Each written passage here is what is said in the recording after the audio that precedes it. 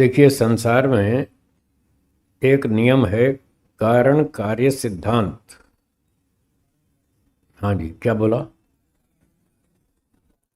जो व्यक्ति इस बात को समझ लेगा, कारण कार्य सिद्धांत, वो ऐसे अंधविश्वासों में, पाखंडों में नहीं फंसेगा।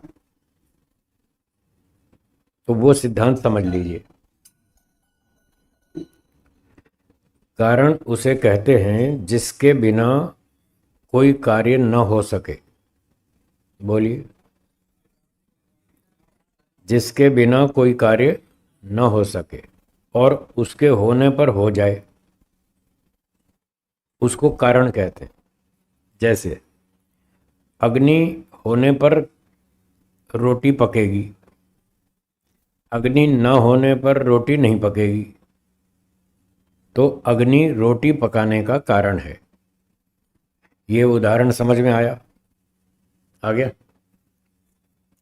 अग्नि है चूल्हे में तो रोटी पक सकती है, और गैस खत्म हो गया, अग्नि खत्म है, नहीं जल सकती, तो फिर रोटी नहीं पकेगी। तो जिसके होने से जो हो और न होने से ना हो, उसको कारण कहते हैं।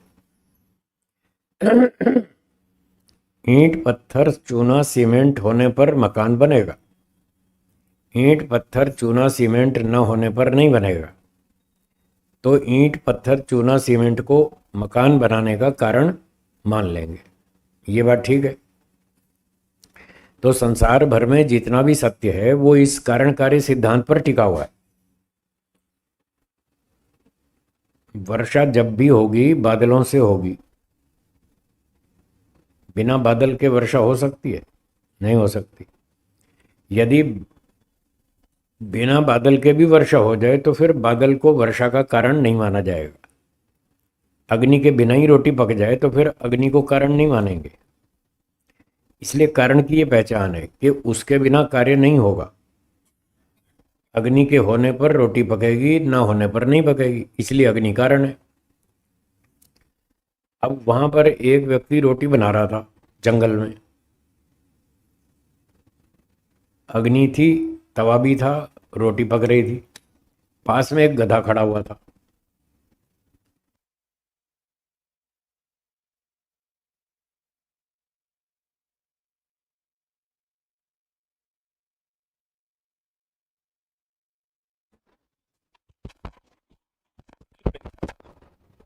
अरे चला चला चला, चल पड़ा।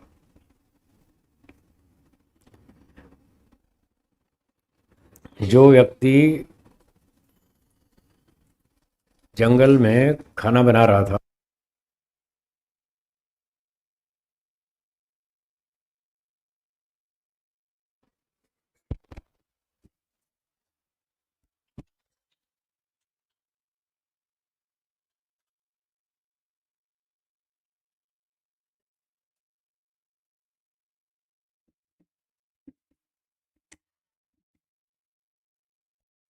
वो ठीक,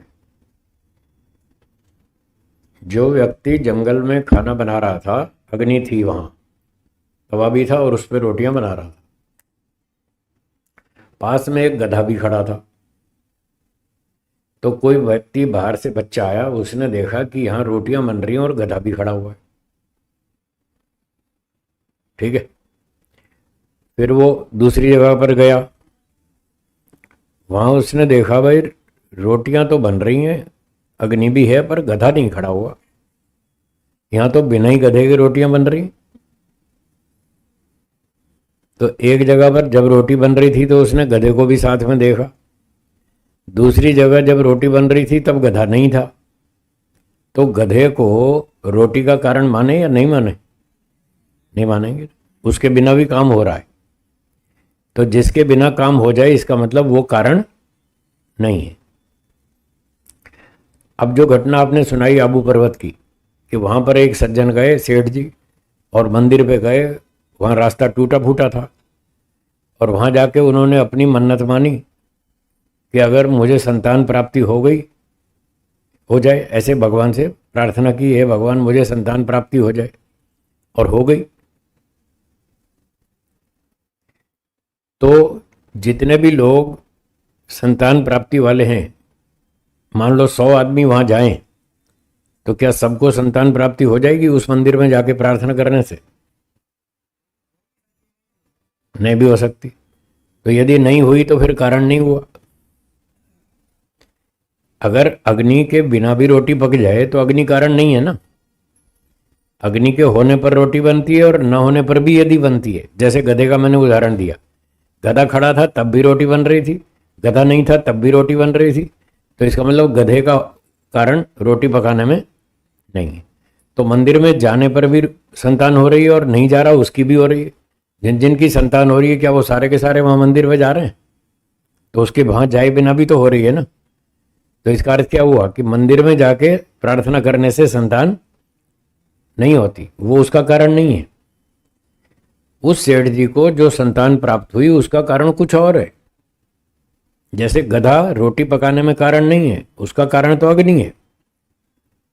अग्नि सब जगह पर मिलेगी जहां भी रोटियां बनेंगी, बिना अग्नि के रोटी नहीं पकेगी, ये नियम है। तो इससे पता चला कि अग्नि रोटी पकाने का कारण है। इसको बोलते हैं कारण कार्य सिद्धांत। तो दुनिया भर में आप कहीं भी चले जाइए, कोई भी घटना देखिए, वहां कारण कार्य सिद्धांत को चेक करें। तो वृक्षों के चारों ओर धागा बांधने से, चक्कर लगाने से नौकरी मिलती है, बच्चे पैदा होते हैं, मुकदमा जीत जाता है व्यक्ति। क्या इसका मुकदमा जीतने से कोई कारण कार्य सिद्धांत है, कोई संबंध है? हाँ या ना? इसलिए झूठ है, पाखंड है, अंधविश्वास है। तो वृक्ष के चारों ओर चक्कर काटने से, किसी कब्र के मज़ार के चारों ओर चक्कर काटने से, मज़ार पे चादर चढ़ाने से आपकी नौकरी नहीं लगेगी, इसका उसके साथ कोई संबंध नहीं है। इसलिए वो सब झूठ है, भ्रांति है। ठीक है? हाँ, वो उसका कारण कुछ और है। वो कारण ढूंढो जिसका उससे संबंध हो, उस घटना से, वो कारण है। एक व्यक्ति बंबई में घाटकोपर में चल रहा था, ठीक है, और दिल्ली में एक वृक्ष के ऊपर एक कौवा आके बैठा, और जिस समय कौवा 12 बजे दोपहर में बैठा, उसी समय वो घाटकोपर वाला व्यक्ति सड़क पे चलते चलते गिर के मर गया। उसको अटैक आ गया और वो मर गया। तो किसी ने कहा कि ये जो दिल्ली में वृक्ष पे कौवा आके बैठा है ना, उसके कारण ये मरा है बंबई वाला। बताओ, कोई अकल की बात है? दिल्ली में कौवा पेड़ पर बैठे और बंबई में आदमी सड़क पे चलता हुआ मर जाए, इन दो घटनाओं में क्या संबंध है? तो जिन दो घटनाओं में कोई संबंध नहीं है, वहां पर कारण कार्य संबंध सिद्धांत लागू नहीं होता। तो ऐसी 50 भ्रांतियां हैं। कोई बालाजी तिरुपति जा रहा है, वहां बाल कटवा के आ रहा है, उसकी मनोकामना पूरी होगी। कितने लोग जाते हैं वहां? जाते हैं ना, वो अपने बाल कटवा के आते हैं, और वो लोग करोड़ों रुपए का उससे बिजनेस करते हैं। जो भगत लोग वहां अपने बाल काट के दान कर आते हैं, वो मंदिर वाले उसको एक्सपोर्ट करते हैं और करोड़ों रुपए कमाते हैं। तो ये बहुत सारी भ्रांतियां हैं। कहीं किसी मंदिर में जाके कोई देवता आपकी बात नहीं सुनता, वो तो मट्टी का देवता है, जड़ देवता है, वो आपकी बात समझता ही नहीं, वो पूरी क्या करेगा? ये बालाजी तिरुपति के मंदिर के पंडित ने मुझे कही थी ये बात, ये सच्ची बात सुना रहा हूँ। मैं खुद वहाँ गया था देखने, दर्शन करने, मतलब विजिटिंग करने, घूमने गया था, देखने गया था, ऑब्जर्वेशन कि ये मंदिर में होता क्या है, क्यों इतनी भीड़ लगती है, क्यों इतनी लाइन लगती है। वो अंधविश्वास और पाखंड है। तो मैंने वहाँ के पंडित जी से पूछा, मैंने कहा पंडित जी, यहाँ आपके यहाँ बहुत लाइन लगती है, बहुत भीड़ आती है, खूब दान मिलता है, तो आपका ये देवता बालाजी क्या उनकी कामनाएं पूरी करता है? बोले नहीं करता। तो मैंने कहा फिर इतनी भीड़ क्यों आती है? तो पंडित जी ने कहा जनता मूर्ख है, हम उसकी मूर्खता का लाभ उठा रहे हैं। ये बोला उसने, जनता मूर्ख है, हम उसकी मूर्खता का लाभ उठा रहे हैं। हमारा ये बालाजी मट्टी का देवता है, ये तो सुनता भी नहीं, समझता भी नहीं, ये क्या पूरी करेगा? तो मैंने कहा फिर कैसे पूरी हो रही है? बहुत से लोगों की कामना पूरी होती है। बोले हाँ होती है। फिर कैसे होती है? तो वहाँ के पंडित जी ने बताया, उस दिन वो थोड़ा मूड में थे, हैं, खुल के सारी बात बताती उन्होंने मुझे। मैंने कहा फिर ये लोगों की कामना कैसे पूरी होती है? तो बोले मैथमेटिक्स में, गणित में एक नियम है, लॉ ऑफ प्रोबेबिलिटी। क्यों जी, है ना? हाँ, प्रोबेबिलिटी का नियम है, संभावना का नियम। तो बोले आपने मैथ्स पढ़ा है? मैंने कहा हाँ, थोड़ा बहुत पढ़ा है। तो मैथ्स में एक नियम होता है, लॉ ऑफ प्रोबेबिलिटी। मैंने कहा हाँ होता है, ये तो मैं जानता हूँ। बोले क्या मतलब है इसका? मैंने इसका मतलब ये है कि अगर 100 विद्यार्थी परीक्षा में बैठेंगे तो 50 तो पास हो ही जाएंगे। क्यों लालचंद जी?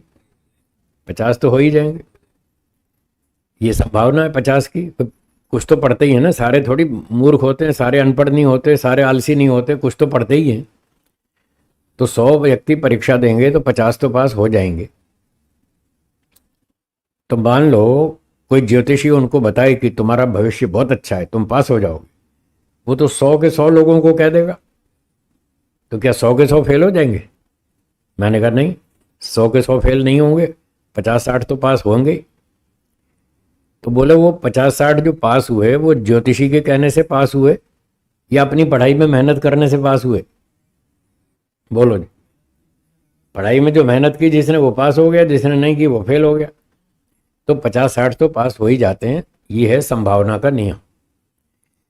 तो उन्होंने कहा कि हमारे यहाँ मान लो 100 व्यक्ति आए हमारे मंदिर में, सब अपनी अपनी मनोकामना यहाँ रख करके गए, मन्नत मान करके गए। किसी का बेटा परीक्षा देने वाला है, किसी का मुकदमा चल रहा है, किसी की नौकरी नहीं लग रही, किसी को शादी नहीं हो रही, अपनी अपनी कामना रख के गए सब। तो वो घर जाके कुछ मेहनत भी करेंगे या नहीं अपने कार्य की सिद्धि के लिए? मैंने कहा करेंगे। तो क्या 100 के 100 फेल हो जाएंगे? मैंने कहा नहीं, 100 तो फेल नहीं होंगे, 50-60 तो पास हो ही जाएंगे, उनका कार्य सिद्ध हो जाएगा। तो बोले वो कैसे होगा? मैंने कहा उनकी मेहनत से। बोले हाँ, आप ठीक समझे। तो जो 100 व्यक्ति घर जाएंगे यहाँ मन्नत मानकर, वो काम करेंगे, मेहनत करेंगे, पुरुषार्थ करेंगे, 100 में से 50-60 का काम हो जाएगा। होगा तो वो उनकी मेहनत से, और यश मिलेगा हमारे इस मट्टी के देवता को। ये जनता की मूर्खता है, ऐसा उसने बताया। कार्य सिद्धि किस कारण से हुई? मेहनत से, उन लोगों की मेहनत से। और यश किसको मिला? इस मट्टी के देवता को। बोले ये जनता की मूर्खता है, इसका हम लाभ उठा रहे हैं। लोग समझते हैं हमारे मट्टी के देवता के आशीर्वाद से कार्य सिद्ध हुआ, जबकि हुआ उनकी मेहनत से। तो मान लो 100 में से 50-60 का कार्य सिद्ध हो गया जो यहां मन्नत मानकर गए थे, तो वो 50 तो हमारे पक्के ग्राहक हो गए ना, वो तो आएंगे अगली बार और खूब दान चढ़ा के जाएंगे। मैंने कहा वो तो पक्का आएंगे। फिर बोले बात यहीं पे ख़त्म नहीं होती है, और आगे चलती है। मैंने कहा और क्या चलती है? तो बोले वो 50 लोग, एक एक व्यक्ति 10-10 लोगों में प्रचार करेगा कि बालाजी देवता बहुत अच्छा है, बड़ा आशीर्वाद देता है, वहाँ का आशीर्वाद सफल होता है, देखो हम गए थे हमारा काम हो गया, तुम भी चलो। एक एक व्यक्ति 10-10 में प्रचार करेगा, तो 500 तक हमारा प्रचार बढ़ गया। फिर वो 2-3 को तो पकड़ के लाएगा साथ ज़बरदस्ती, जो उनके क्लोज फ्रेंड्स होंगे, मित्र होंगे निकट के, उनको प्रेशर मार के ज़बरदस्ती पकड़ के लाएंगे। कहेंगे देखो एक बार तुम हमारे साथ चलो बालाजी, और तुम्हारा भाड़ा किराया भी हम देंगे, बस एक बार तुम चलो हमारे साथ। तो ज़बरदस्ती एक एक आदमी 3-3 को साथ पकड़ के लाएगा। जो 50 फेल हुए वो तो हो गए, कोई बात नहीं, उसकी चिंता नहीं है। जो 50 पास हो गए, जिनका कार्य सिद्ध हुआ, वो एक एक व्यक्ति 3-3 को साथ लाएगा। तो 50 वो और 3-3 वो, 150 और। एक आदमी 3 को पकड़ के लाएगा तो 50 आदमी कितनों को लाएंगे? 150 और हो गए। 50 और 150 कितने हुए? पिछले साल कितने आए? 100। अब की बार कितने आए? 200। ऐसे हमारी संख्या डबल होती है और दान भी मिलता है, संख्या भी बढ़ती जाती है। ये जनता की मूर्खता है, हम उसका लाभ उठा रहे हैं। जो कहानी बालाजी तिरुपति की है वो सारी दुनिया भर के सब मंदिरों की है, चाहे वो आबू पर्वत पे हो, चाहे दिल्ली में कनॉट प्लेस का हनुमान मंदिर हो, चाहे कोई भी हो, चाहे बम्बई का हो, है कालबा देवी मंदिर हो, कोई भी मंदिर हो, सभी मंदिरों की यही कहानी है, लॉ ऑफ प्रोबेबिलिटी, संभावना का नियम। मेरी बात आप समझ गए होंगे। तो इस कारण से लोगों की कामना पूरी होती है, उनकी अपनी मेहनत से, उन देवताओं के आशीर्वाद से कुछ नहीं होता। महर्षि दयानंद जी का एक वाक्य याद आ गया। उन्होंने लिखा है कहीं सत्यार्थ प्रकाश में ऐसी कोई बात थी कि उसने कहा कि फलाने मंदिर में जाओ, उस देवता के आशीर्वाद से आपको संतान हो जाएगी। तो महर्षि दयानंद जी का अच्छा, उस देवता के आशीर्वाद से संतान होती है? तो ये बिल्ली गधी कुत्ती की संतान कौन से देवता के आशीर्वाद से होती है? वो तो कहीं मंदिर में नहीं जाते प्रार्थना कर रहे हैं वहां को संतान दो बिल्ली गधी कुत्ती के संतान कौन से देवता के आशीर्वाद से होती है? उनकी तो बिना ही उसके हो रही है। तो इसका अर्थ है वो कारण नहीं है। जिसके बिना ना हो वो कारण है, और जिसके बिना काम हो जाए और उसके होने पर भी हो जाए, ना होने पर भी हो जाए, तो वो कारण नहीं होता। तो बस ये नियम याद रखें, कारण कार्य सिद्धांत। तो आप कहीं भी भ्रांति में नहीं फंसेंगे, अंधविश्वास में नहीं फंसेंगे, पाखंड में नहीं फंसेंगे, सब बात आपको क्लियर हो जाएगी। तो ये सारे पाखंड वाले कार्यक्रम हैं। मजार पे चादर चढ़ाओ, मजार के चक्कर काटो, वृक्ष के चारों ओर धागा बांधो, हैं, ये सब पाखंडबाजी। चलिए अगला सूत्र देखें। तो ये हमारा 15वां हो गया था। अब 16वां सूत्र देखिए, बोलिए। न च एक चित्त तंत्रम वस्तु तद अप्रमाणकम तदा किम स्यात्। एक और विचित्र पूर्व पक्षी, वो क्या कहता है? भूमिका में पूर्व पक्षी की बात है। पूर्व पक्षी का विचार ऐसा है कि जो वस्तु सामने दिख रही है, आपको सामने कुर्सी दिख रही है, बर्तन दिख रहे हैं,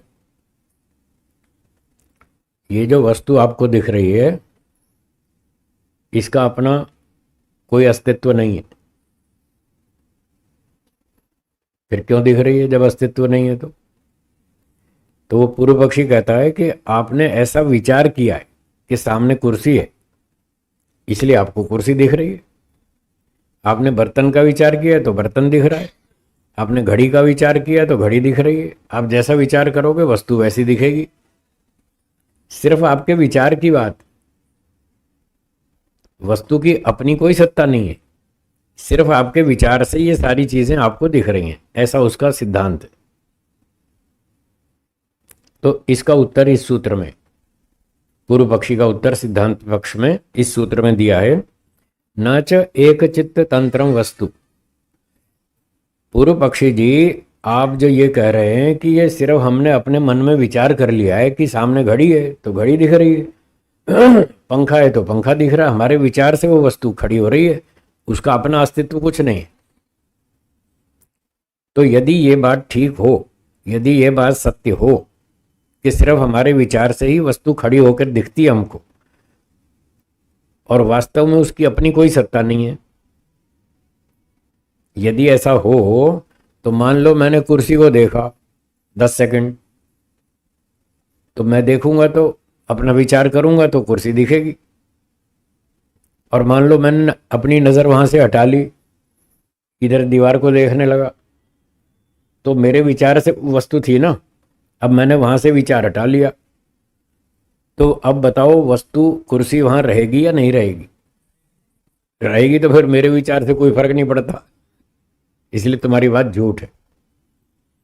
अगर मेरे विचार से वस्तु कल्पित होती है तो मैं जब तक उसका विचार करूं तब तक वस्तु रहनी चाहिए।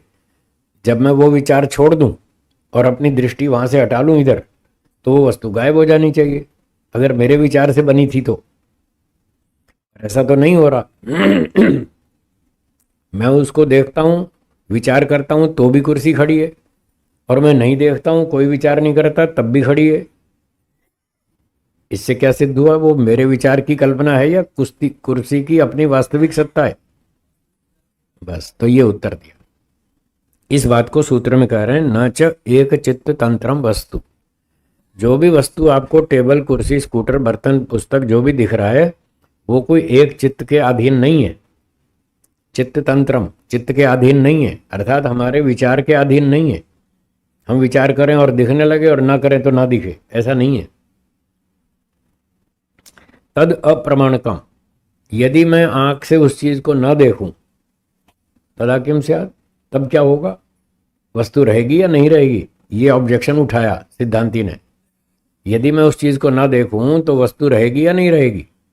यदि रहेगी तो इसका अर्थ हुआ कि मेरे विचार से वो वस्तु खड़ी नहीं हुई है, वो अपने अस्तित्व से खड़ी है, उसका अपना स्वतंत्र अस्तित्व है। और मान लीजिए दो व्यक्ति हैं, मैं और लालचंद जी। मैं उस कुर्सी को देखता हूं, लालचंद जी भी देखते हैं, दोनों देखते हैं। तो 10 सेकंड तक मैंने देखा, फिर मैंने वहां से अपनी नजर हटा ली, लेकिन लालचंद जी अभी भी देख रहे हैं। वो 1 मिनट तक देख रहे हैं, मैंने 10 सेकंड देखा। जब मैंने 10 सेकंड देख कर अपनी नजर वहां से हटा ली, तो अब बताओ कुर्सी का क्या होगा? कुर्सी रहेगी या नहीं रहेगी? यदि रहेगी तो फिर वो अपनी सत्ता से खड़ी है, न कि मेरे विचार से। क्योंकि आपका नियम था यदि मैं देखूंगा तो रहेगी, अब मैं तो नहीं देख रहा, तो फिर वो नहीं रहनी चाहिए।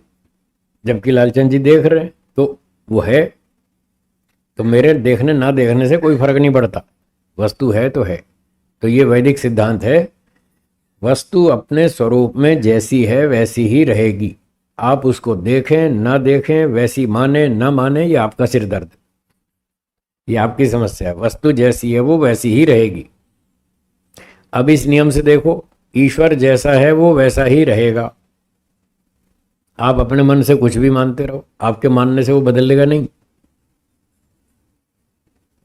ईश्वर जड़ है या चेतन? अब कोई जड़ वस्तु को ईश्वर माने तो क्या वो ईश्वर बन जाएगी वस्तु? वो नहीं बनेगी। और ईश्वर चेतन है और उसको कोई जड़ माने तो वो जड़ नहीं होगा। तो ये सिद्धांत है कि हमारे मानने या न मानने से कोई फर्क नहीं पड़ता, वस्तु जैसी है वो वैसी ही है। तो बुद्धिमत्ता इस बात में है, जो वस्तु जैसी है उसको ठीक ठीक वैसा स्वीकार करो, इसमें समझदारी है। क्योंकि आप उसको ठीक ठीक समझेंगे, ठीक ठीक जानेंगे, तो आप उससे ठीक से लाभ उठा पाएंगे और उससे होने वाली हानि से बच पाएंगे। यदि आप वस्तु को ठीक ठीक समझेंगे तो उसके गुण कर्म को ठीक ठीक समझकर उससे लाभ भी ले सकते हैं, उससे होने वाली हानि से बच सकते हैं।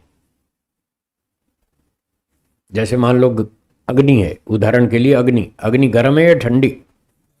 गर्म है। अगर आप अग्नि को ठीक ठीक समझेंगे कि अग्नि गर्म है, इससे हाथ दूर रखना चाहिए नहीं तो जल जाएगा,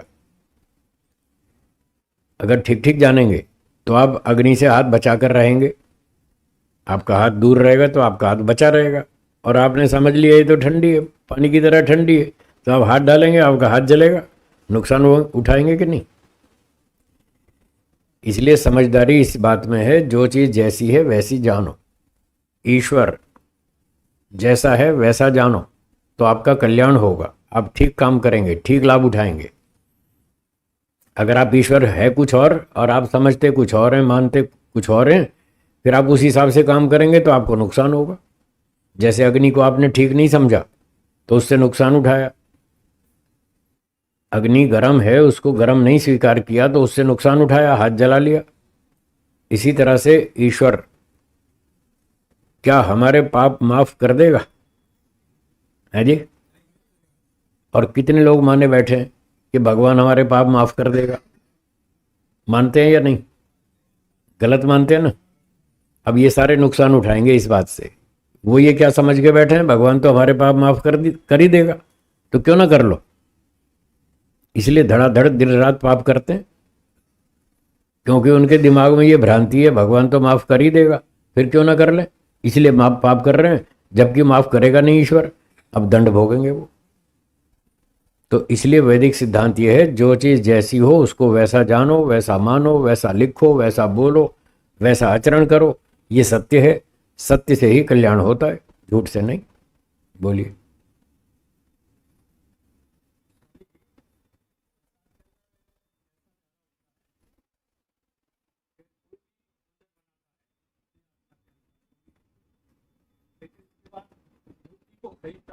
हम्म। हम्म। ठीक है।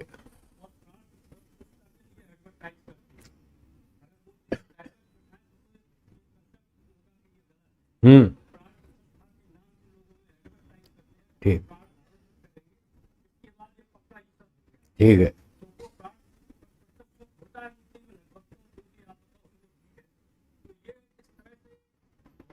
चलता है। तो जो लोग मूर्तियों में प्राण प्रतिष्ठा करते हैं, ऐसा वो दिखावा करते हैं कि आज हमने इसमें प्राण प्रतिष्ठा कर दी, अब ये देवता बन गया, ईश्वर बन गया, अब इसकी पूजा कर सकते हैं, इससे आशीर्वाद मिलेगा, आपका कल्याण हो जाएगा, ऐसा वो कहते हैं। तो ये बात झूठ है। किसी व्यक्ति में ये शक्ति नहीं है कि वो जड़ मूर्ति में प्राण प्रतिष्ठा कर दे, किसी में भी नहीं है। कैसे इस बात को समझेंगे, एक उदाहरण सुनिए। जो व्यक्ति ये दावा करता है कि मैं जड़ मूर्ति में प्राण प्रतिष्ठा कर सकता हूं और फिर मैं इसको चेतन कर दूंगा, जो ऐसा कहता है, मान लीजिए उसकी मां जो उससे 20-30 साल बड़ी है उम्र में, उसकी मृत्यु हो गई 80 साल की उम्र में, मां की 80 साल की उम्र में मृत्यु हो गई, तो हम उससे कहेंगे अपनी माता जी के शरीर में अब वापस प्राण प्रतिष्ठा करो, कर देगा? क्यों, अब क्या हुआ? अब कहां गई शक्ति आपकी? जिस मूर्ति में एक दिन भी प्राण नहीं चला उसमें तो आप प्राण प्रतिष्ठा कर सकते हैं। और मां के शरीर में 80 साल तक सांस चलती थी, 80 साल तक प्राण चलता रहा, उसमें तो आप कर नहीं पा रहे, तो मूर्ति में कैसे करेंगे? उसमें एक दिन भी नहीं चली सांस। तो मेरी बात समझ में आई? इसलिए ये सब पाखंड है, झूठ है, धोखा है, व्यापार है, इससे बचना चाहिए। ठीक है, मैं फिर वही बात कह रहा हूं, ये लोग नहीं सुधरेंगे, आप अपनी बात करो, आपको सुधरना है या नहीं, बस आप अपना अपना समझ लो कि हाँ ये पाखंड है, मुझे इसमें नहीं फंसना। आप उनको सुधारने जाएंगे तो वो नहीं सुधरेंगे, उल्टा आपसे झगड़ा कर लेंगे। तो झगड़ा नहीं करना, बस अपना बचाव करें और अपने 2-4 लोगों में, दोस्तों में, मित्रों में बता दें भाई ये बात ऐसी है, उनको अगर समझ में आ जाए तो वो भी बच जाएंगे, नहीं आए तो ना सही। झगड़ा नहीं करना, जबरदस्ती नहीं करना। घर में ऐसा करते हैं ना, तो उनको समझाओ, नहीं समझते तो छोड़ दो, झगड़ा नहीं करना। झगड़ा नहीं करना, चाहे घर हो, चाहे पड़ोस हो, चाहे दोस्त हो, मित्र हो, कोई भी हो, झगड़ा नहीं करना। कोई समझता हो तो समझाओ। अब ये व्यापारी लोग बैठे हैं, ये अपना माल बेचते हैं, ग्राहक आते हैं दुकान पर तो ये अपना माल दिखाते हैं, देखो जी ये वैरायटी है, ये कपड़ा है, ये कपड़ा है, ये कपड़ा है, ये कपड़ा है, 20 तरह की, 10 तरह की वैरायटी दिखाते हैं। अगर ग्राहक को पसंद आए तो वो खरीदेगा, हाँ या ना। और उसको पसंद नहीं आया तो क्या जबरदस्ती व्यापारी उसको कहेगा चल खरीद, जबरदस्ती है तुझे ठोकूंगा, माल नहीं खरीदेगा तो जबरदस्ती थोपूंगा? क्या ऐसे धंधा होता है? बोलिए, ऐसे होता है क्या? नहीं होता ना भाई। हमने अपना माल दिखाया, आपको समझ में आया तो ले, और नहीं आया तो कोई बात नहीं, हमारा माल हमारे पास, तुम अपने घर, हम अपने घर, ऐसे होता है ना। तो आप अपनी बात दूसरे दोस्तों को बता दो कि भाई हम ये मानते हैं, ये समझते हैं, ये सही है, प्रमाण तर्क से ये सिद्ध होता है, आपकी समझ में आए तो हमारा माल ले लो, और नहीं आए तो कोई जबरदस्ती नहीं थोपेंगे हम, जबरदस्ती नहीं थोपना। नहीं समझ में आए छोड़ दो, झगड़ा नहीं करना। ठीक है, आगे चलें। तो ये बात थी तयोर विभक्त पंथ न च एक तंत्रम वस्तु। तो एक चित्त के विचार के अधीन नहीं है वस्तु, उसका अपना अस्तित्व है, वो अपने अस्तित्व से खड़ी है, कोई उसको देखे ना देखे वस्तु खड़ी रहेगी। कोई उसको जैसी वस्तु है वैसी मानो तो ठीक है, आप उल्टा सीधा माने तो आपको नुकसान है। वस्तु का कुछ नहीं बिगड़ता, ईश्वर चेतन है, वो सबको देखता है, वो देख रहा है और सबका न्याय करेगा, ये सत्य है। आपको ये समझना हो और लाभ उठाना हो तो उठा लो, नहीं समझना तो ठीक है, उल्टा सीधा करते रहो, फिर आगे डंडे खाने पड़ेंगे। ईश्वर तो छोड़ेगा नहीं, वो नहीं करेगा माफ किसी को भी। तो वस्तु जैसी है वैसी ही रहेगी, हमारे विचार से कोई फर्क नहीं पड़ने वाला। ठीक है जी। तो ईश्वर, जीव, प्रकृति, तीनों वस्तु, मुख्य 3 पदार्थ हैं। तो जैसी ये 3 वस्तुएं, उनको वैसा वैसा समझें तो आपको लाभ होगा। अब अगला सूत्र देखते हैं। तो वस्तु की अपनी सत्ता सिद्ध हो गई। Radio, TV, computer, mobile phone, scooter, car, खाना पीना, हर वस्तु अपने अपने स्वरूप से है, जैसी है वैसी है। अब इन वस्तुओं के साथ आत्मा का जो संबंध होता है वो चित्त के माध्यम से होता है, क्योंकि आत्मा बेचारा अल्प शक्तिमान है, सीधा तो देख नहीं सकता वस्तुओं को, न खा सकता, न पी सकता, न सीधा डायरेक्ट आत्मा नहीं कर पाता। उसको शरीर की, मन की, इंद्रियों की, बुद्धि की, इन चीज़ों की जरूरत पड़ती है। तो जो शास्त्रों में बताया कि हमारी जो संसार के पदार्थों से जो लाभ लेने की पद्धति है, वो पद्धति ये है कि आत्मा मन को आदेश देता है कि मुझे भोजन खाना है। अब मन फिर खाने के लिए पहले आँख को आदेश देता है, देखो थाली में क्या है, क्या भोजन है, पहले देखो। फिर आँख को आदेश देता है मन, फिर आँख देखती है क्या क्या भोजन है थाली में, पता लग गया देख करके। वो सूचना आँख से मन में आई, मन से आत्मा के पास गई। फिर उसने देखा अच्छा ये वस्तु है, ये अपने अनुकूल है, अनुकूल है, तो फिर उसने हाथ को आदेश दिया भाई उठाओ मुंह में डालो। तो उसका आदेश जो भी चलता है मन के थ्रू चलता है, मन के माध्यम से। पहले मन के माध्यम से आँख से देखा वस्तुएं, फिर मन के माध्यम से हाथ को आदेश दिया उठाओ भाई रोटी उठाओ, ये दाल है, ये सब्जी है, ये लड्डू है, उठाओ और मुंह में डालो। तो फिर मन हाथ को आदेश देता है, हाथ वस्तु उठाता है और फिर मुंह में डालता है। इस तरह से कार्यक्रम होता है। तो इस बात को इस सूत्र में बता रहे हैं किस तरह से ये कार्यक्रम चलता है, खाना पीना, लेना देना, व्यवहार, जो भी। सूत्र 17 बोलिए। तद उपराग अपेक्षित्वात् चित्तस्य वस्तु ज्ञात अज्ञातम। आत्मा का जब भोजन आदि वस्तुओं से संबंध होता है तो वो चित्त के माध्यम से संबंध होता है। जैसे अभी बताया, आत्मा चित्त को आदेश देता है, चित्त फिर इंद्रियों को आदेश देता है, फिर इंद्रियां काम करती। तो चित्त के बिना नहीं हो सकता। चित्त बीच में एक मीडिएटर है, एक माध्यम है बीच में। इधर आत्मा, इधर इंद्रिय, बीच में चित्त। चित्त या मन एक ही बात है। हाँ, फिर से देखिए, इधर आत्मा, बीच में मन, फिर इंद्रिय, फिर इंद्रिय आगे जो भी करना है करेगी। हाथ, आंख, नाक, कान, सारी इंद्रियां फिर बाद में काम करती हैं। इधर आत्मा है, बीच में मन है, फिर आगे इंद्रियां। और मन जो है उसकी परिभाषा न्याय दर्शन में लिखी है। मन एक समय में एक ही काम कर सकता है, 2 3 4 इकट्ठे नहीं। मन के सहयोग से इंद्रियां काम करती हैं। आंख देखती है, कान सुनता है, वाणी बोलती है, हाथ वस्तु को उठाता है, लेन देन करता है। ये सारे काम इंद्रियों से होते हैं, पर मन के सहयोग के बिना नहीं होते। और मन एक समय में एक ही काम करता है, इसलिए वो एक समय में एक इंद्रिय को प्रेरित करेगा। और उसकी स्पीड बहुत तेज है, मन की गति बहुत तेज है। वो फटाफट फटाफट अलग अलग इंद्रियों से काम लेता है। इतनी तेजी से लेता है हमें पता भी नहीं चलता कि इतनी जल्दी जल्दी काम करता है। कई बार तो भ्रांति हो जाती है, हमें लगता है कई काम एक साथ हो रहे। जैसे आपने टीवी में डांस देखा होगा, कुछ डांसर होते हैं जो डांस करते हैं, उनके हाथ भी हिलते हैं, ये हाथ भी हिलता है, कमर भी हिलती है, गर्दन भी हिलती है, सर भी हिलता है, पाँव भी हिलता है, गीत गाना भी सुनते हैं, तबले की ताल भी सुनते हैं, सारे काम एक साथ हो रहे हैं ऐसा लगता है, पर वो एक साथ नहीं हो रहे, बारी बारी से हो रहे हैं। मन एक समय में एक काम करता है, उसकी स्पीड इतनी तेज है हमें पता नहीं चलता कि कब कौन सा काम किया, कौन सा काम पहले किया, कौन सा बाद में किया, बहुत स्पीड से काम करता है। तो अब ये कह रहे हैं तदुपराग अपेक्षित्वात्, आत्मा का बाह्य वस्तु के साथ जो संबंध होता है उसमें चित्त का बीच में माध्यम होना जरूरी है।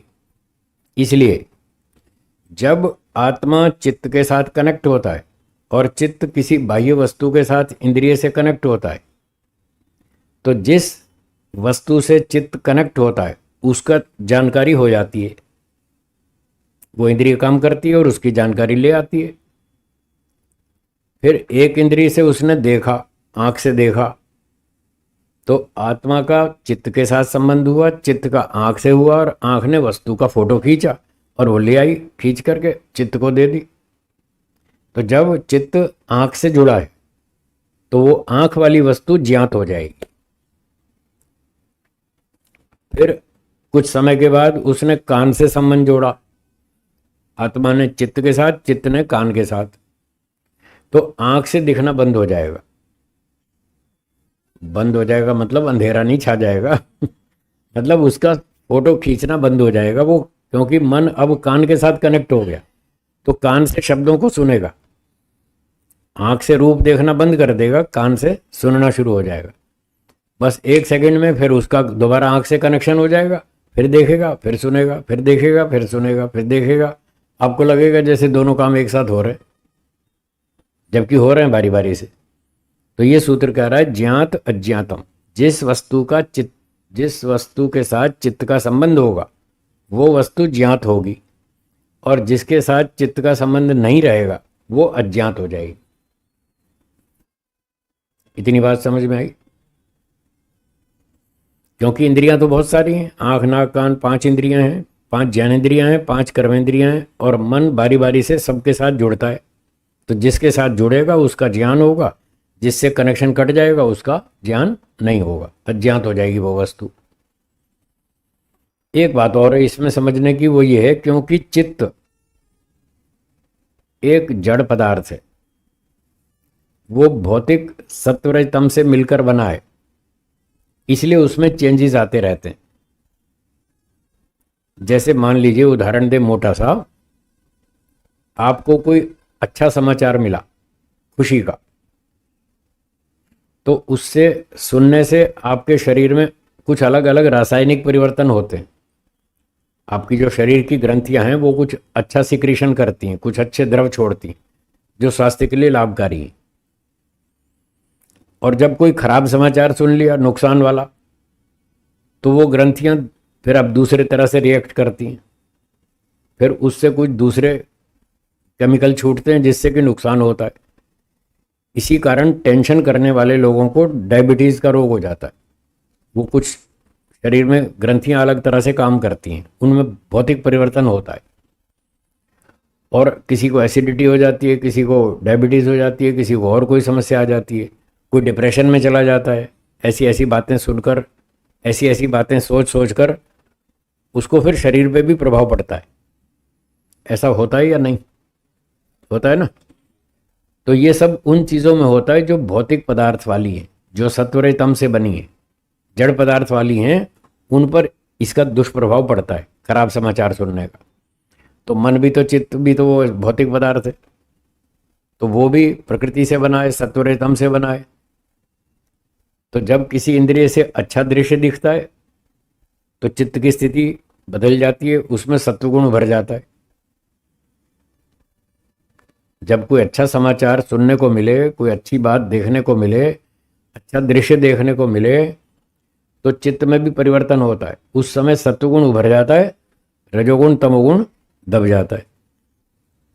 और जब खराब दृश्य देखता है, खराब बातें सुनता है, घाटे वाली, नुकसान वाली, तब रजोगुण तमोगुण उभर जाता है और सत्वगुण दब जाता है।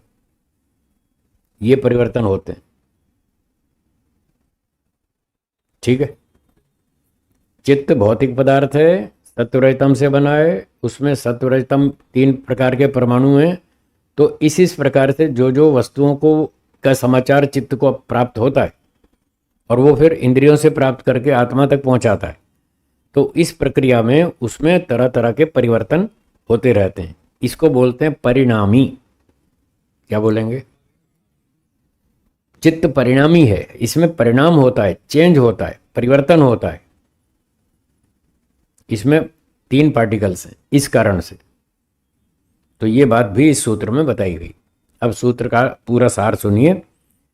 तदुपराग अपेक्षित्वात्, जब आत्मा का किसी बाह्य पदार्थ से संबंध होता है तो चित्त का भी उसमें सहयोग लेना आवश्यक होता है। इस कारण से जिस वस्तु से आत्मा का संबंध होता है वो वस्तु चित्त के माध्यम से आत्मा तक आती है, तो चित्त को उसकी जानकारी मिलती है। और जिस वस्तु से संबंध टूट जाता है आत्मा का, तो चित्त का भी वो संबंध उस वस्तु से टूट जाता है, वो वस्तु अज्ञात हो जाती है। तो ज्ञात अज्ञात होती रहती है। जिस वस्तु को चित्त से देखेंगे उसका ज्ञान होगा, जिसको नहीं देखेंगे उसका नहीं होगा, और जिसको देखेंगे उसके अनुसार उसमें चित्त में परिवर्तन भी होगा। चित्त परिणामी है, उसमें चेंजेस आते रहते हैं, कभी सत्वगुण उभरता है, कभी रजोगुण उभरता है, कभी तमोगुण उभरता है। ठीक हो गया, ये इस सूत्र का सार है। आगे चलो, चलिए अगला सूत्र देखिए। बोलिए, सदा ज्ञाताः चित्तवृत्तयः तत्प्रभोः पुरुषस्य अपरिणामित्वात्।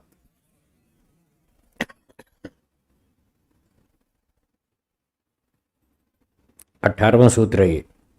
इसमें बता रहे हैं सदा ज्ञाताश चित्त वृत्तय, चित्त की वृत्तियां आत्मा को सदा ज्ञात रहती हैं। उसको 24 घंटे आत्मा को चित्त की जानकारी होती रहती है। आत्मा चित्त के माध्यम से अलग अलग वस्तुओं को देखता है, अलग अलग चीज़ों को, शब्दों को सुनता है, अलग अलग इंद्रियों से अलग अलग कार्य लेता है। तो जिससे कनेक्ट होता है उसकी जानकारी होती है, जिससे कनेक्शन कट जाता है तो चित्त को उसकी जानकारी नहीं होती। चित्त की तो यह स्थिति है, लेकिन आत्मा की क्या स्थिति है? आत्मा तो 24 घंटे चित्त से कनेक्टेड रहता है, वो डिस्कनेक्ट नहीं होता। उसकी तो दौड़ चित्त तक है, बस वो 24 घंटे चित्त को देखता रहता है। आगे चित्त का कनेक्शन जिससे भी हो, आत्मा का कनेक्शन चित्त से 24 घंटे रहता है। तो मान लीजिए 17 घंटे तो आप जागते हैं दिन में, तो 17 घंटे काम करते रहते हैं।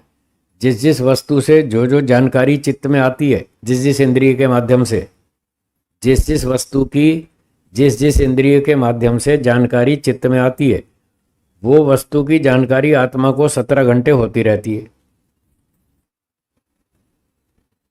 अब 7 घंटे व्यक्ति सो गया रात को, सोने पर भी आत्मा का कनेक्शन चित्त से चालू रहता है।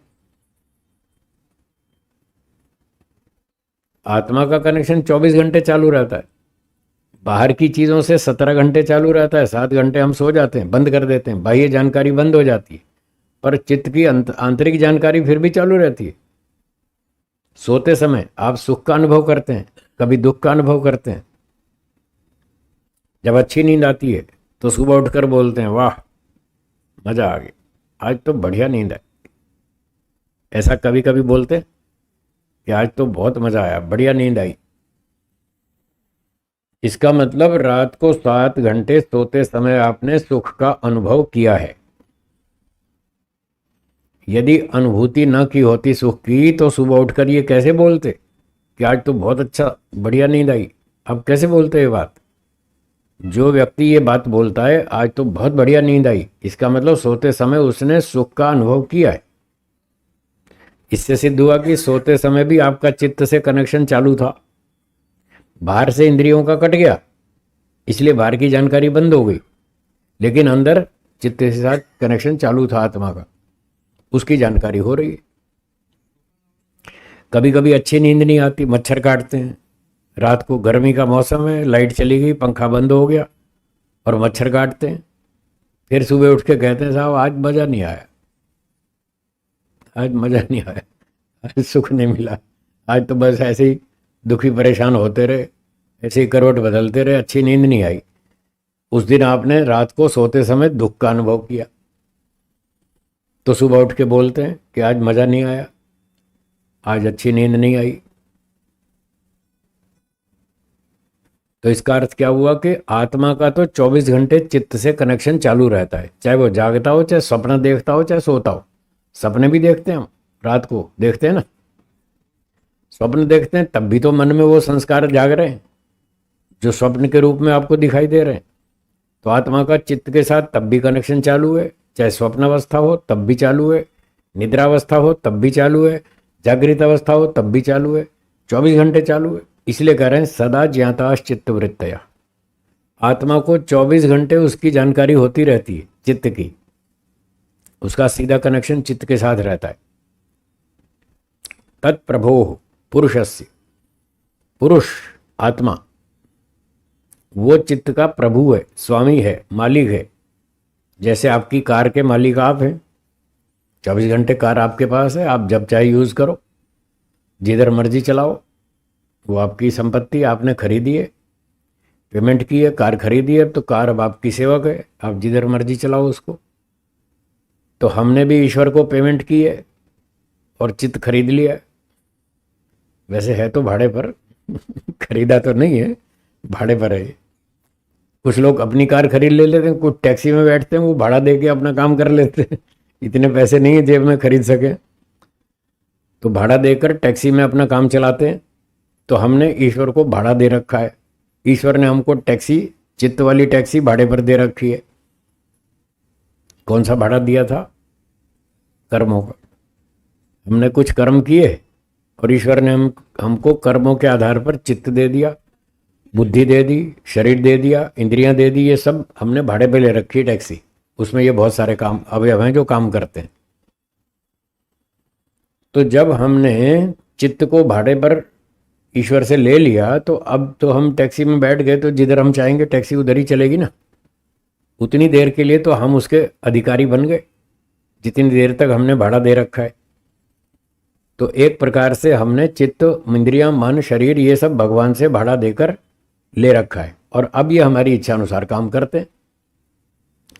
तो आत्मा अपनी इच्छा अनुसार चित्त से काम लेता रहता है। इस अर्थ में उसको तत्प्रभो, उसका प्रयोग करने का अधिकारी, ऐसा शब्द बोला गया। तो पुरुष उस चित्त का अधिकारी है। वो 24 घंटे अपनी इच्छा से चित्त से काम लेता रहता है, चाहे स्वप्नावस्था करे, चाहे वो निद्रावस्था करे, चाहे वो जागृत अवस्था करे, जो भी करे उसको पूरा अधिकार है, पूरी छूट दी हुई है ईश्वर ने। और क्योंकि पुरुष अपरिणामी है, क्या बोला? पुरुष अपरिणामी, देखिए सूत्र में लिखा है अपरिणामित्वात्। पुरुष अपरिणामी है, उसमें कोई परिणाम नहीं होता, कोई चेंज नहीं आता। क्यों नहीं आता? क्योंकि आत्मा पार्टिकल लेस है, उसमें टुकड़े नहीं है, अवयव नहीं है। चित्त पार्टिकल वाला था, 3 पार्टिकल्स थे, सत्व रजतम, इसलिए उसमें चेंज आता था। कभी सत्व प्रधान, कभी रजोगुण प्रधान, कभी तमोगुण प्रधान। तो चित्त में तो चेंज आता रहता था, पर आत्मा में तो पार्टिकल ही नहीं है, इसलिए उसमें कोई परिवर्तन नहीं आता, वो सदा एक जैसा रहता है। अच्छी सूचना मिले, अच्छा समाचार मिले तो सुखी होता है, खराब समाचार मिले तो दुखी होता है। सुखी दुखी तो होता है, उसके बावजूद भी उसमें कोई फिजिकल चेंज नहीं आता, कोई भौतिक परिवर्तन नहीं होता, क्योंकि उसमें पार्टिकल्स नहीं है। बड़ी विचित्र बात।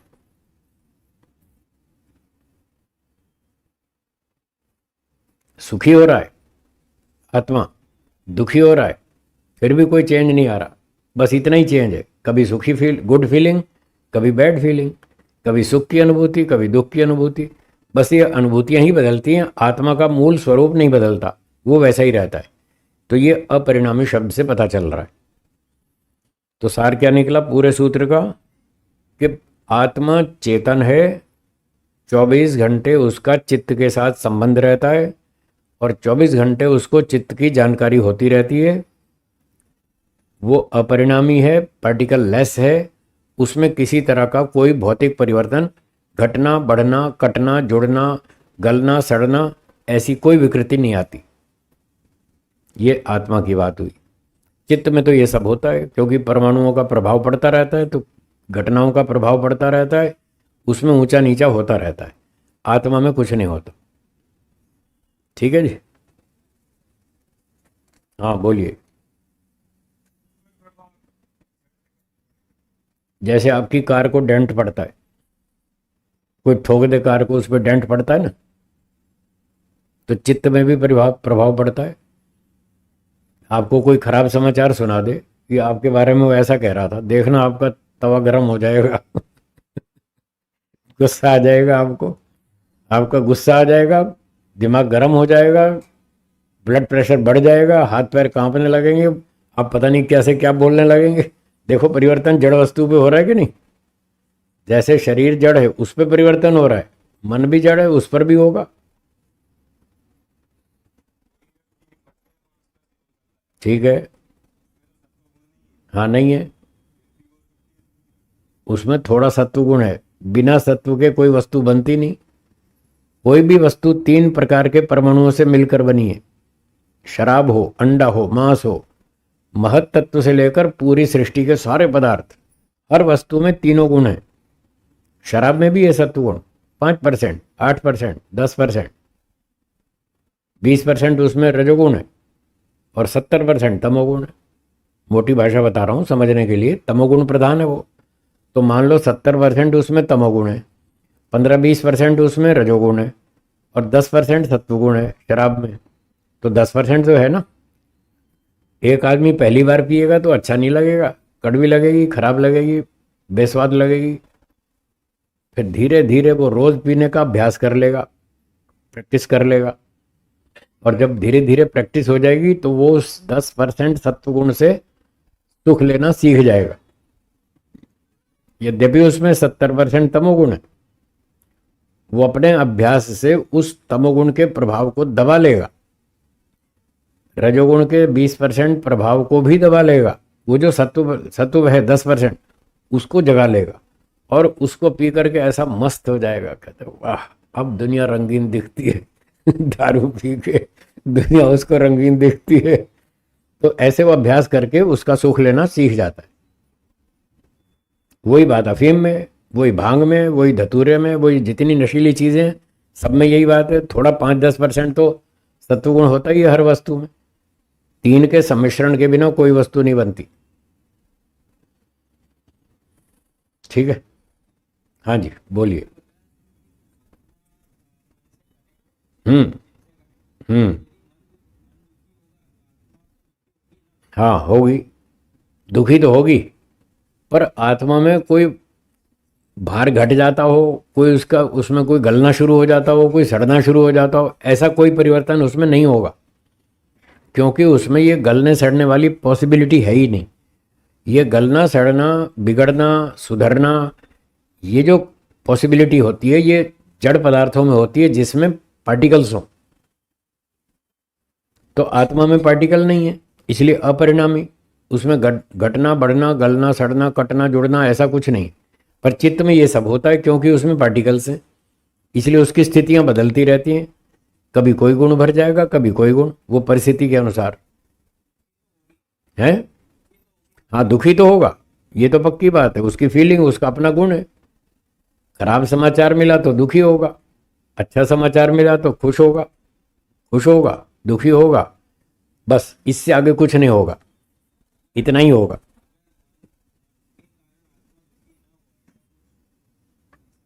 हाँ ऐसा ऐसा भी हो सकता है, वो एक सीमा तक हो सकता है। जिस आत्मा का तत्व ज्ञान जितना अधिक होगा, क्या बोला, उतना उतना वो मन को कंट्रोल कर लेगा और दुखी नहीं होगा। खराब सूचना मिलने पर भी दुखी नहीं होगा, वो उसको कंट्रोल कर लेगा। मानसिक दुखों को आत्मा पूरा पूरा कंट्रोल कर सकता है अपने तत्व ज्ञान के आधार पर। जैसे आम आदमी को छोटी सी बात पे गुस्सा आ जाता है, उसका मन खराब हो जाता है, मूड खराब हो जाता है। तो जो योगाभ्यासी है, तत्वज्ञानी है, वैरागी व्यक्ति है, वो उसको छोटी मोटी बात सुना दो, उसको कोई असर नहीं होगा, वो उसको कंट्रोल कर लेगा, उसको कोई फर्क नहीं पड़ेगा। एक सीमा तक कोई फर्क नहीं पड़ेगा। और जिसका जितना ज्यादा तत्व ज्ञान ऊंचा ऊंचा होता जाएगा, वो उतना उतना ज्यादा कंट्रोल कर लेगा। चलो मानसिक को तो कर भी लेगा, पर शरीर की एक सीमा है। शरीर को हर 100% कंट्रोल नहीं कर पाएगा, मानसिक कर लेगा। जैसे उदाहरण के लिए किसी ने आपके ऊपर बहुत ज़्यादा झूठा आरोप लगा दिया, बहुत भयंकर आरोप लगा दिया, और आपके विरोध में चिट्ठी लिख लिख के देश भर में डाल दी है, 200-500 घरों तक पहुंचा दी, और आपका तत्व ज्ञान बहुत ऊंचा है, तो आपको उससे कोई फर्क नहीं पड़ेगा। वो कहेगा ठीक है, पागल आदमी, मूर्ख आदमी, बिना बात झूठे आरोप लगाता, लगाने तो, मेरा क्या बिगड़ रहा है, इसके कहने से मैं वैसा थोड़ी हो जाऊंगा, मैं तो जैसा हूं वैसा ही हूं। ये आरोप लगाता, लगाने दो, इसके लगाने से मेरी आत्मा का या मेरा कुछ नहीं बिगड़ता। बस इतनी बात है कि ये जितने लोगों को झूठ बोलेगा और मेरे बारे में भ्रांति फैलाएगा, तो वो कोई 200-500 लोग मेरे विरुद्ध हो जाएंगे, बस इतना ही तो होगा। इससे ज़्यादा क्या होगा? मेरी आत्मा का कुछ नहीं बिगाड़ सकता ये। तो अपने ज्ञान विज्ञान से, तत्व ज्ञान से वो इस प्रभाव को रोक लेगा। आम आदमी नहीं रोक पाएगा। वो कहेगा क्यों मेरे बारे में ऐसी बात फैलाता है, ये तो भयंकर दुष्ट आदमी है, इसको तो ठोकूंगा मैं। ये 500 को बताता है, मैं 5000 को बताऊंगा। वो पूरा बदल लेगा। तो उसका दिमाग डिस्टर्ब हो जाएगा। पर जो तत्वज्ञानी है वो कोई चिंता नहीं करता। वो कहता कोई बात, बोलने दो, ये संसार है। यहां श्री रामचंद्र जी पे झूठे आरोप लगाए गए।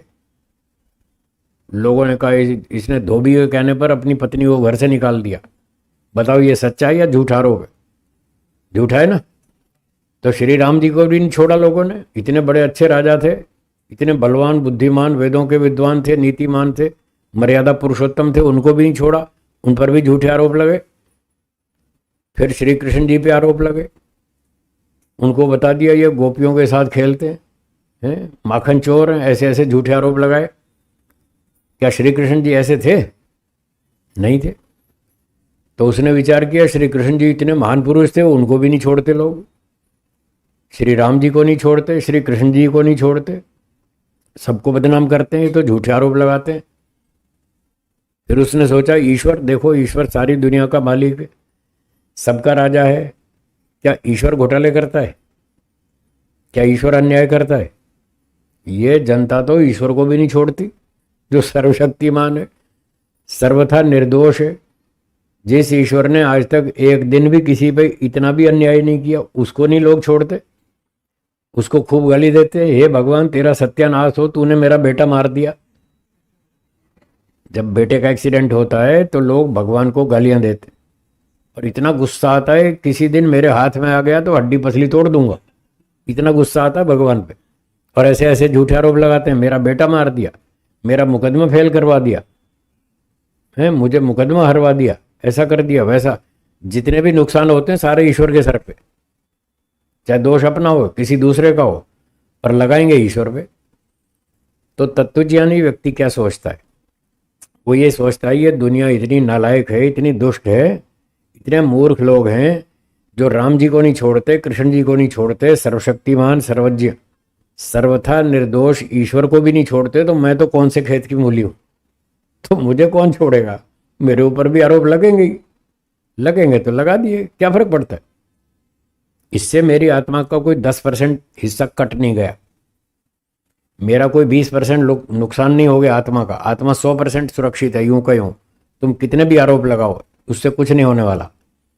थोड़े से लोगों को भ्रांति होगी, बस इतना ही होगा। इसका वो समाधान निकाल लेता है। क्या समाधान है?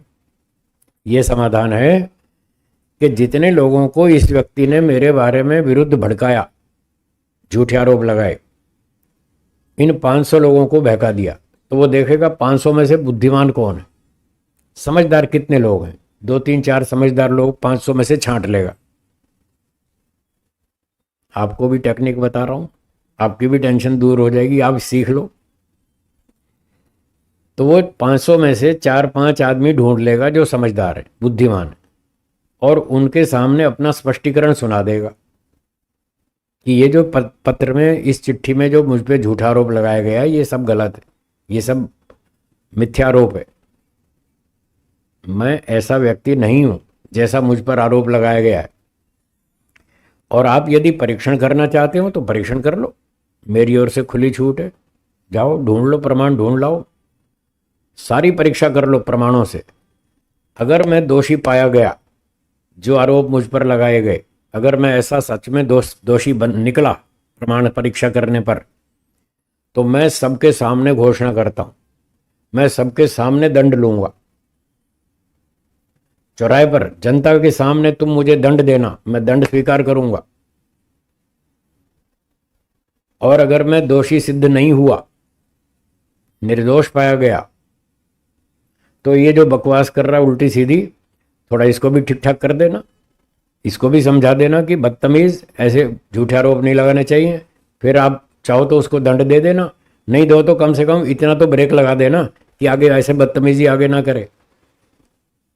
तो जो तत्वज्ञानी व्यक्ति होगा वो ऐसे बोल देगा, तो वो जो 5 आदमी होंगे समझदार, वो इतने सेंटेंस से ही समझ जाएंगे कि हाँ ये सच्चा है। समझ जाएंगे या नहीं? समझ जाएंगे ना। अगर ये दोषी होता, अपराधी होता, तो ऐसे थोड़ी बोलता मैं चौराहे पे दंड लूंगा, सबके सामने दंड लूंगा, तब ऐसे थोड़ी बोलता है। पर ये तो खुल के बोल रहा है, मैं कोई अपराधी नहीं हूं, जाओ परीक्षा कर लो, मेरा चैलेंज है। इसका मतलब ये वास्तव में निर्दोष है, ये सही कह रहा है। तो 5 आदमी तो इतना बोलने से ही समझ जाएंगे। और अगर फिर भी 5 में से किसी एक को शंका रह भी गई तो वो थोड़ी परीक्षा भी कर लेगा।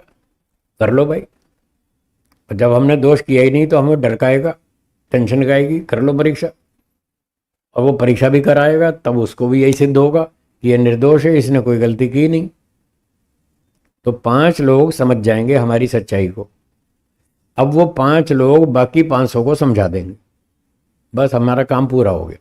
हमको इतना ही करना है, जो बुद्धिमान है उसको समझा दो कि ये झूठा आरोप है, मैंने ऐसा कुछ नहीं किया। वो 5 समझ गए तो आगे सबको समझा देंगे। बातें ऐसे फैलती रहती हैं, जैसे वो झूठी बात फैल गई तो ये सच्ची भी फैल जाएगी, वो आगे फैला देंगे, बात हमारा उद्देश्य पूरा हो गया। ऐसे तत्वज्ञानी व्यक्ति ऐसे झूठे आरोपों के प्रभाव को रोक लेता है और उसको मैनेज कर लेता है, कोई चिंता नहीं करता, मस्त रहता है, टेंशन फ्री। तो मानसिक को तो रोक लेगा, पर शारीरिक को एक सीमा तक रोक पाएगा। मान लीजिए जब आपका शरीर ठीक है, स्वस्थ है, रोगी नहीं है, बुखार नहीं है, नॉर्मल टेम्परेचर है, तो आप सारा काम ठीक ठाक कर लेते हैं। मान लो आपको 102 फ़ारेनहाइट डिग्री का बुखार आ जाए, अब थोड़ा फर्क पड़ेगा।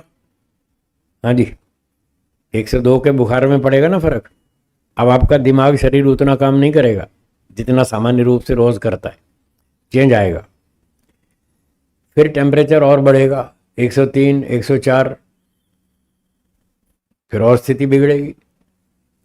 104 डिग्री फ़ारेनहाइट के बुखार में आम आदमी तो उसकी हालत खराब हो जाएगी, वो संभल नहीं पाएगा, बेहोश जैसा हो जाएगा या लेट जाएगा, बिस्तर पे बुरी तरह से परेशान होगा।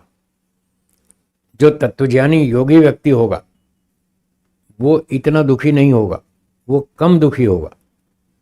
वो 102 डिग्री फ़ारेनहाइट तक बुखार को रोक लेगा, उससे प्रभावित नहीं होगा। उससे ऊपर बुखार बढ़ेगा तब उसको प्रभाव पड़ेगा। आम आदमी तो 102 पे ही हालत खराब हो जाएगी। तो हमारे गुरुजी कहते थे कि मैं जब मुझे 102 का बुखार आता है तब तक मैं ठीक रहता हूँ, मुझे कोई फर्क नहीं पड़ता।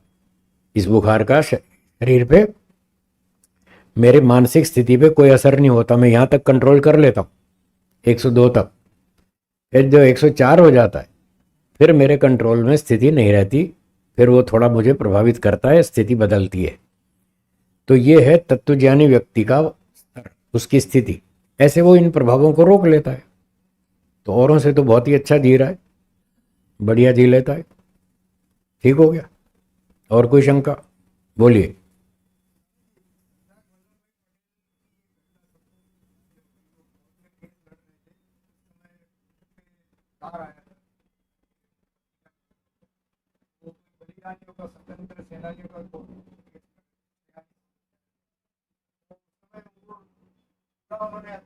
कंट्रोल कर लिया, ठीक बात।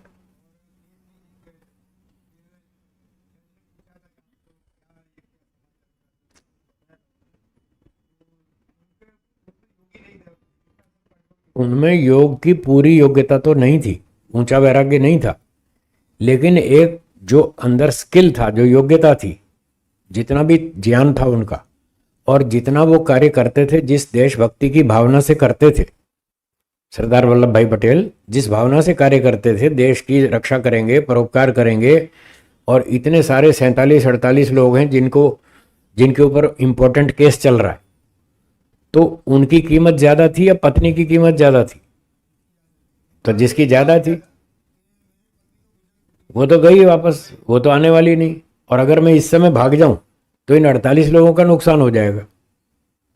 तो हानि लाभ को देखकर उन्होंने अपने मन की स्थिति को मजबूत कर लिया कि पत्नी का तो चलो अवसान हो ही गया, उसका तो खाली अंतिम संस्कार करना है, वो तो मैं नहीं करूंगा, कोई और कभी वो भी कर लेगा, पर ये काम मैंने छोड़ दिया तो इनका नुकसान हो जाएगा 48 लोगों का। तो ये सोचकर उन्होंने बुद्धिमत्ता से काम लिया और अपने मन पर कंट्रोल कर लिया। उस घटना से वो विचलित नहीं हुए, प्रभावित नहीं हुए, और वो काम में पूरा ध्यान लगाया और वो मुकदमा जीत गए। तो ऐसा दूसरे लोग भी कर लेते हैं। ये बाकी लोग कोई जीरो पे नहीं खड़े हैं, उनमें भी ज्ञान होता है, तत्व ज्ञान होता है, कुछ कुछ वैराग्य भी होता है, कुछ देशभक्ति की भावना होती है, उसके कारण उनमें जोश आता है, उत्साह आता है, और वो हानि लाभ की तुलना करके जो लाभ पक्ष वाला है, जो पक्ष लाभ अधिक वाला पक्ष है, वो उसको प्राथमिकता देते हैं और बाकी दूसरे पक्ष को गौण कर देते हैं। दूसरे लोग भी करते हैं अपनी अपनी योग्यता अनुसार। तो सरदार पटेल जी ने किया, ठीक किया, बिल्कुल अच्छा किया, और वो अपने कार्य में सफल हो गए। जी हाँ, उनकी भी बात हुई थी। योगी जी, सीएम योगी उत्तर प्रदेश वाले, उनके भी पिताजी का अवसान हुआ, उनको भी सूचना मिली, उनको कोई फर्क नहीं पड़ा।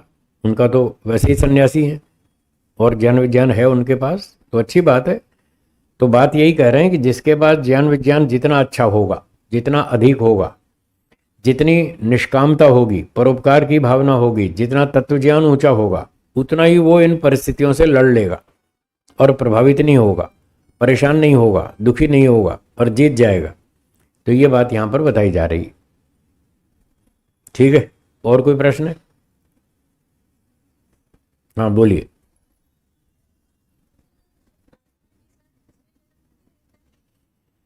आपका प्रश्न है कि चित्त आत्मा के साथ दूसरे जन्म में भी रहता है या नहीं? मेरा उत्तर है रहता है। यही चित्त जो हमारे पास है, मन, अगले जन्म में ये हमारे साथ जाएगा, करोड़ों जन्मों तक हमारे साथ चलेगा, आत्मा के साथ। कब तक चलेगा? जब तक मुक्ति नहीं हो जाए। जब तक हमारी मुक्ति नहीं हो जाए, यही मन करोड़ों जन्मों तक हमारे साथ चलेगा, मुक्ति तक पहुंचा के ही छोड़ेगा। या तो मुक्ति हो जाए तब हमसे अलग होगा, और या फिर बीच में प्रलय आ गई और मुक्ति नहीं हो पाई, प्रलय का समय आ गया, तभी अलग हो जाएगा। यदि प्रलय भी नहीं आई, मुक्ति भी नहीं आई, तो तब तक हमारे साथ करोड़ों जन्मों तक यही मन चलता रहेगा। जी हाँ, इसमें घिसावट होगी, थोड़ी थोड़ी होगी, बहुत थोड़ी होगी। जैसे कार की उम्र कितनी मानते हैं? 20 साल, 15 साल, 20 साल, उसके बाद तो ये खराब हो जाती है, फिर लोग इसको छोड़ के नहीं ले लेते। तो कार की उम्र कितनी? 15-20 साल। तो इसमें घिसावट तेजी से होती है। शरीर की उम्र है 70-80-100 साल, इसकी घिसावट तेजी से होती है, तो 100 साल में ये खत्म हो जाता है। कार 15-20 साल में खत्म हो जाती है। पर किसी वस्तु की उम्र 4 अरब 32 करोड़ वर्ष हो, तो उसमें घिसावट की दर कितनी स्लो होगी, कितनी धीरे होगी? बहुत धीरे धीरे धीरे धीरे घिसेगा वो, करोड़ों साल तक वही का वही चलने वाला है। तो मन की आयु 4 अरब 32 करोड़ वर्ष। मन, इंद्रियां, बुद्धि, ये जितना सूक्ष्म शरीर है, इनकी आयु इतनी लंबी है, इसलिए इसमें घिसावट की दर भी बहुत कम है, धीरे धीरे होगी। जी और बोलिए।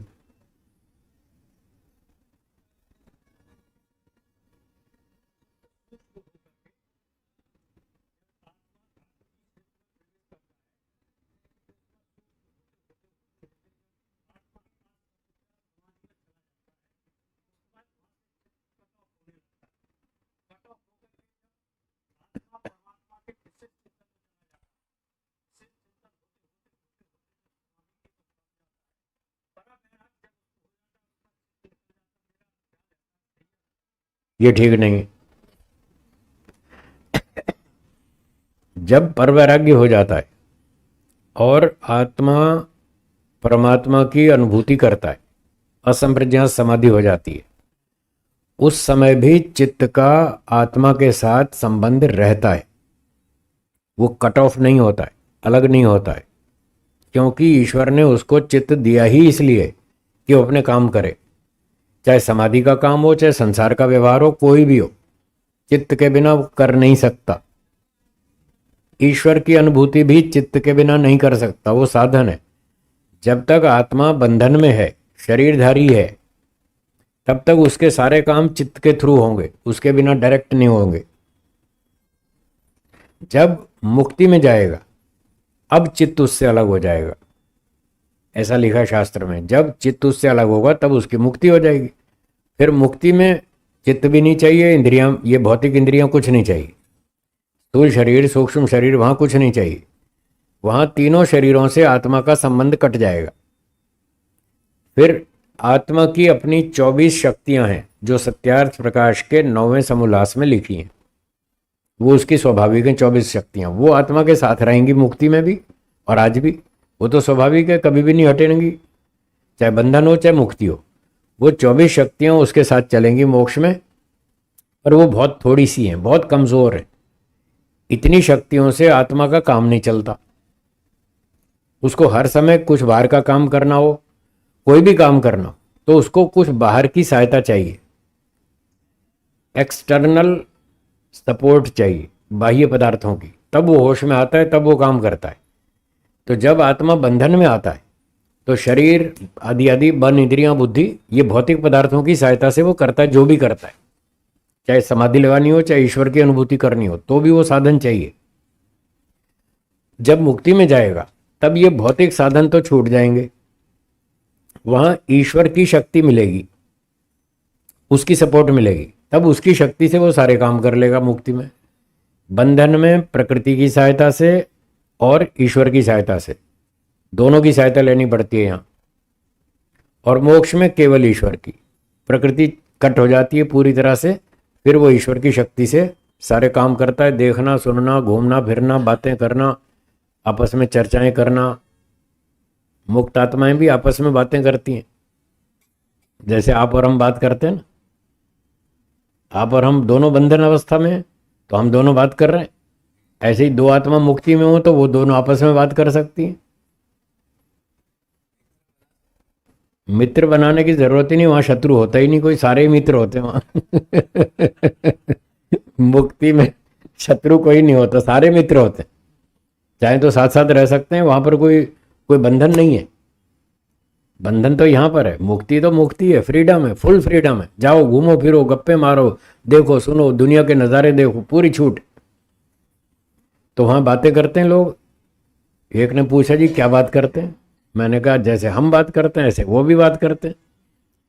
हम क्या बात करते हैं? हम ये बात करते हैं भाई ताजमहल देख कर आए, लाल किला देख के आए दिल्ली आगरा में, बहुत अच्छा लगा। हम यही तो बातें करते हैं ना।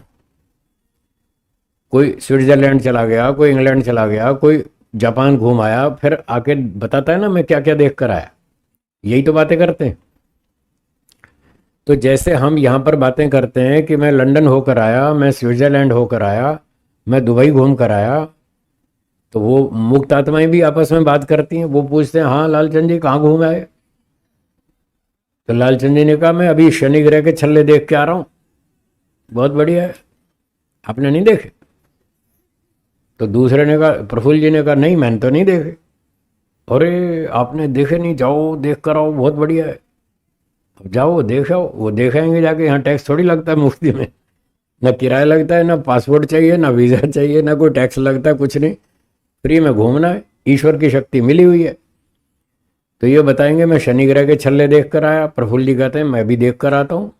ये भी जाएंगे, घुमाएंगे, देखाएंगे। फिर ये पूछेंगे आपने क्या देखा? ये कहेंगे मैं हिंद महासागर में गया था, नीचे मछलियाँ देख कर आया। आहा कैसी बढ़िया बढ़िया मछलियाँ, कैसे कैसे कलर, कैसे कैसे डिज़ाइन, लाल पीली चमकीली हैं, गोल्डन, कैसी बढ़िया बढ़िया मछलियाँ थी।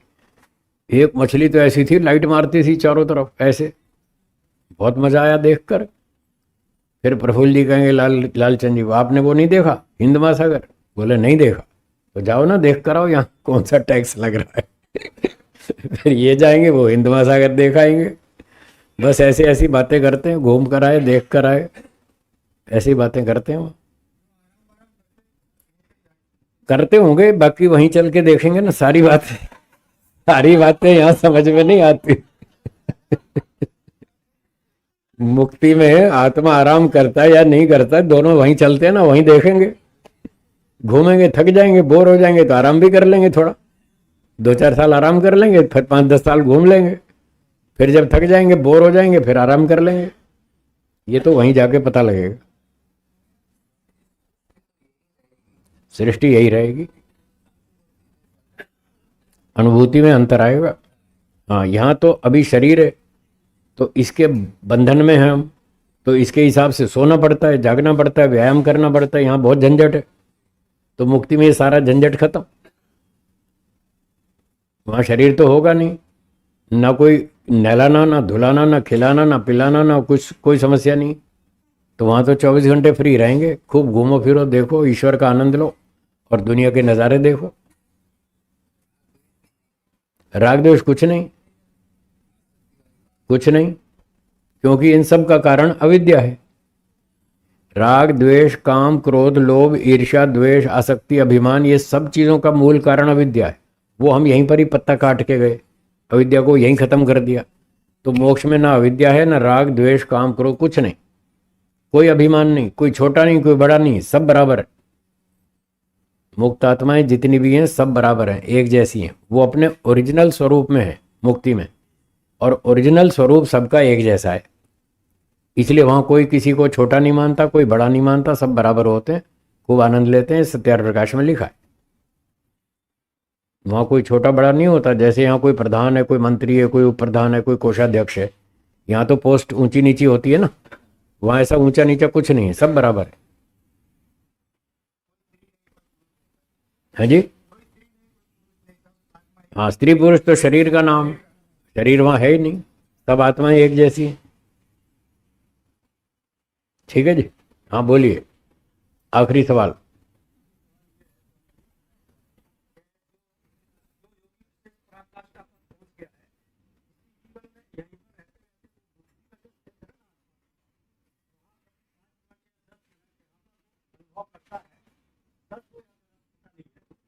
लेकिन वो अनुभव कंटिन्यूअस नहीं रहता है, कभी 2 मिनट 5 मिनट 10 मिनट, कभी कभी आलोक।